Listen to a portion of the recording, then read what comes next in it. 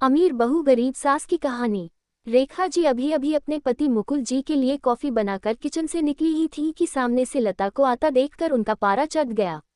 रेख जी, जब सारा काम हमें ही करना है तो तुम्हारा क्या काम है यहाँ? तुम्हें पता नहीं है कि हमें सुबह उठते ही कॉफी पीने की आदत है। लता, मांझी में आ ही रही थी लेकिन रवि को जल्दी ऑफिस जाना था, उनके कपड़े प्रेस करने में टाइम लग गया। रेखा जी, बस हर बात में बहाना पहले ही तैयार रहता है। लता को शादी करके आए अभी केवल 4 महीने ही हुए थे। यहाँ आकर उसे ऐसा लगने लगा था जैसे किसी जेल में आ गई है। उसे कहीं जाना हो तो परमिशन लेनी पड़ती थी, कोई गलती हो जाए तो पनिशमेंट मिलता था। सास ससुर और पति तीनों ही एक सुर में उसका विरोध करते थे। कभी कभी तो मन करता कि यहाँ से भागकर अपने पापा के घर चली जाए, लेकिन पापा हार्ट पेशेंट हैं, ये सब उन्हें पता लग गया तो न जाने क्या अनर्थ हो जाएगा। यही सोचकर सब बर्दाश्त करती रहती थी। लता ने जल्दी जल्दी सबके लिए नाश्ता बनाया, उसके बाद रवि को टिफिन पैक करके दे रही थी। तभी रवि ने आवाज दी, रवि, लता क्या कर रही हो? इतना टाइम नहीं है मेरे पास, कार चला के नहीं जाना है? मेट्रो में कितना समय लगता है तुम्हें पता है? जरा सा लेट पहुंचो तो ऑफिस में सुनना पड़ता है।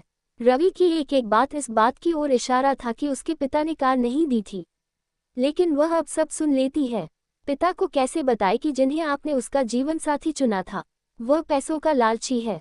एक दिन शाम को रवि घर आया तो उसने अपने पापा से बात की। रवि, अब मुझसे नौकरी नहीं होती, वो आपके पुराने दोस्त शर्मा जी मोटर पार्ट बनाते हैं, मैं चाहता हूं कि उसकी सप्लाई शुरू करूं। पापा, लेकिन बेटा उसके लिए तो कम से कम 10 लाख रुपए चाहिए होंगे, वो कहाँ से आएंगे?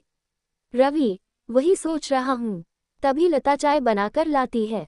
रवि, लता तुम अपने पापा से कुछ पैसे उधार ला सकती हो। लता का सब्र जवाब दे चुका था। रोज रोज के तानों से दुखी होकर उसने जवाब दिया, लता, रवि, मेरे पिता के भरोसे मत रहना, उन्होंने मेरी शादी करके अपना फर्ज पूरा कर दिया। अगर आपको नौकरी करने में दिक्कत है तो मुझे जॉब करने दो, दोनों मिलकर कमाएंगे। ये सुनकर रवि का पारा चढ़ गया। रवि, क्या बकवास कर रही हो? ज्यादा जुबान चलने लगी है। लता, रवि, मैं बहुत बर्दाश्त कर चुकी हूँ, इसलिए मैंने जॉब करने का फैसला किया है। रवि, नहीं, हमारे घर में ये सब नहीं होता, तुम्हें जॉब करनी है तो अपने घर चली जाओ। लता, मुझे पता था आप यही कहेंगे, मैंने वकील से बात कर ली है, मैं जल्द ही तलाक ले लूंगी।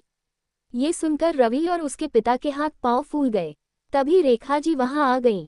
रेखा जी, देख लिया बहू को सिर पर चढ़ाने का नतीजा, निकाल दे इसको घर से बाहर। लता, ठीक है, मैं पुलिस को फोन कर देती हूँ, आप मेरा सारा सामान और दहेज वापस कर दीजिए, साथ ही हर महीने अपने पति की कमाई का आधा हिस्सा मैं कोर्ट से ले लूंगी। इस मकान में भी मेरा हिस्सा है, आधा मकान मेरे नाम कर दीजिए। रेखा जी, सुनो ये क्या कह रही है?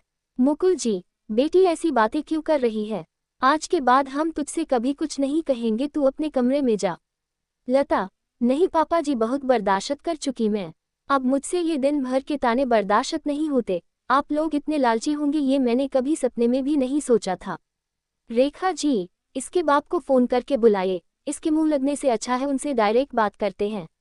लता, मां जी, मेरे पिता हार्ट पेशेंट है, अगर इस बात को सुनकर उन्हें कुछ हो गया तो इसकी जिम्मेदार आप लोग होंगे। रवि, ये तुम्हें क्या हो गया? आज से पहले तो तुमने कभी ऐसी बात नहीं की। लता, मैं आज तक आपके और मम्मी पापा जी के हर ताने को बर्दाश्त करती रही। 20 लाख रुपए मेरे पापा ने शादी में खर्च किए, फिर भी आपको कार चाहिए, बिजनेस करने के लिए पैसा चाहिए। लता ने उसी समय अपना सामान पैक किया और घर छोड़ दिया। जाने से पहले उसने अपने सास ससुर और पति तीनों को कहा, लता, अगर मेरे पापा को आपने कुछ बताया तो मैं आपको अरेस्ट करा दूंगी, तलाक का नोटिस आपको मिल जाएगा, चुपचाप साइन कर देना। लता वहां से निकलकर अपनी एक सहेली के फ्लैट में पहुंच गई। एक दिन पहले उसी ने उसे हक के साथ अपना आत्मसम्मान बचाने के लिए समझाया था। लता, कोमल, मैं आ तो गई हूँ, लेकिन अब आगे क्या होगा? कोमल, चिंता मत कर, मैंने बात कर ली है, मेरे ऑफिस में जगह खाली है, कल से तू जॉब करेगी और मेरे साथ रहेगी। 1 महीने तक जॉब करने के बाद लता एक दिन अपने घर जाती है और पिताजी को सारी बात बताती है। उसकी बात सुनकर उसके पिता कहते हैं, पिता, बेटा मुझे तूने क्यों नहीं बताया? लता, पापा, आपने मेरे लिए बहुत कुछ किया है, अब मैं आपको परेशान करना नहीं चाहती थी। पिता, बेटी मैं इतना कमजोर नहीं हूँ, तू चिंता मत कर, घर आ जा। लता, नहीं पापा, मुझे कुछ समय दीजिए, अपने पैरों पर खड़ा होने दीजिए, अपनी एक पहचान बनाने दीजिए। कुछ ही महीने केस चलने के बाद रवि और लता का तलाक हो गया। रवि को पूरा दहेज और 30 लाख रुपए देने पड़े, साथ ही हर महीने अपनी सैलरी का एक हिस्सा वह कोर्ट में जमा करवाता था।